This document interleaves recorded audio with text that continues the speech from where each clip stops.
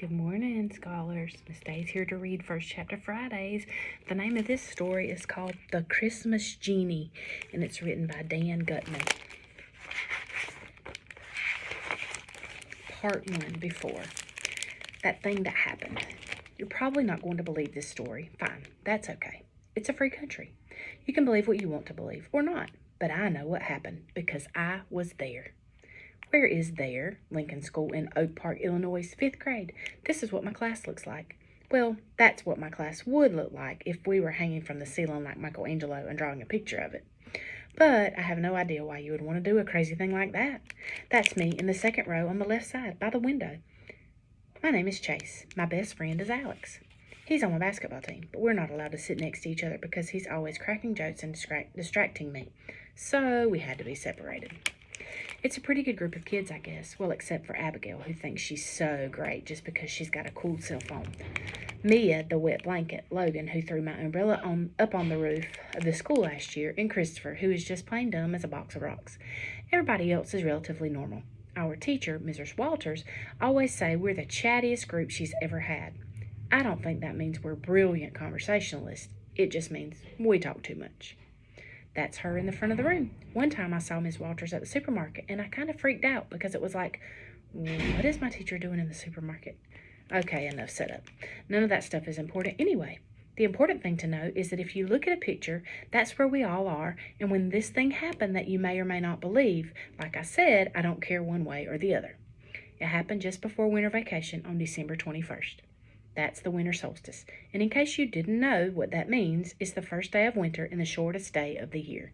It has something to do with the distance and angle of the sun. I'm kind of into science stuff. Anyway, everybody was excited about Christmas, Hanukkah, Kwanzaa, or whatever holiday it is they celebrate. Nobody was really focusing too much on that and what Miss Walters was saying. We were all thinking about the presents we were going to get, the ski trips we were going to go on, the family reunions we were going to have as soon as school let out. You know, all the holiday stuff. It's a nice time of year. Miss Walters put on cheery decorations all over the walls for the class. Everybody was feeling good. I do remember this much. It happened. I do remember this much. When it happened, Miss Walters was talking about meteorites. She's an astronomy nut, and at night, she's taking graduate classes because she's working on her PhD in astrophysics. She tries to bring astronomy into everything she teaches us. Like, we'll be doing math, and she'll have us adding and subtracting and multiplying and dividing stars or planets instead of apples and oranges.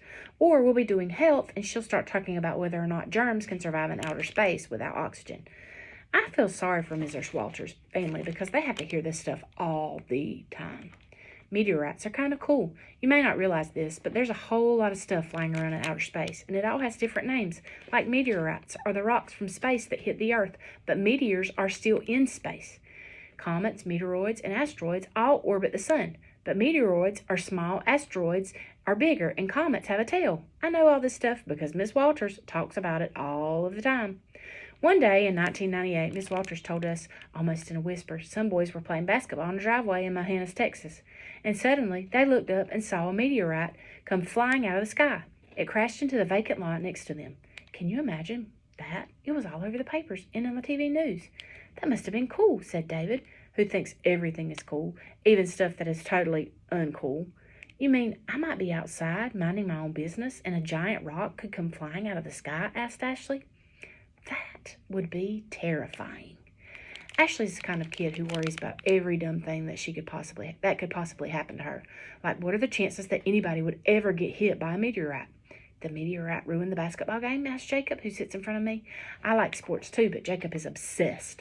All that guy ever talks about is sports. I would think so, said Miss Walters. We were having this discussion when suddenly there was this loud boom, boom, boom outside. I guess it could have been a sonic boom. That's the noise that an object makes when it travels faster than the speed of sound, about 750 miles per hour at sea level. I looked it up in one of my science books. But it wasn't a plane. The sound was really close, like it was right outside. We all turned to look out the window, and then, maybe a second or two later, there was a crash, and the window next to me just exploded. Glass was flying all over the place. Whatever it was smashed through the window and was heading straight for my desk. Everything happened so fast after that, there wasn't a lot of time to react. Somehow, I had the sense to cover my eyes with one arm and dive off my chair. I hit the floor next to Madison, who sits next to me. There was a lot of shouting and screaming, and I didn't see anything afterwards. When I finally looked up from my desk, it was shattered, and I mean shattered. There was something half buried in the floor underneath it. It looked like a rock, and it was about the size of a small garbage can. If I hadn't dived out of the way, it would have crushed my legs, or maybe gone right through me. I would have been dead. That's the first chapter.